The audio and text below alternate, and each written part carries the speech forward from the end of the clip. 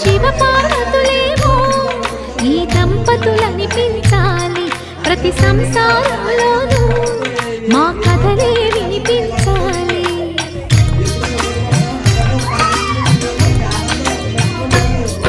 ఆ సిరిని శ్రీహరిని మా జతలో చూపించాలి, శ్రీకాంతుల కొలువంటే మా కాపురం అనిపించాలి. మా ముంగిలిలోన పున్నమి పూల వెన్నెల విరియాలి, మా చక్కని జంట చుక్కల తోట పరిపాలించాలి.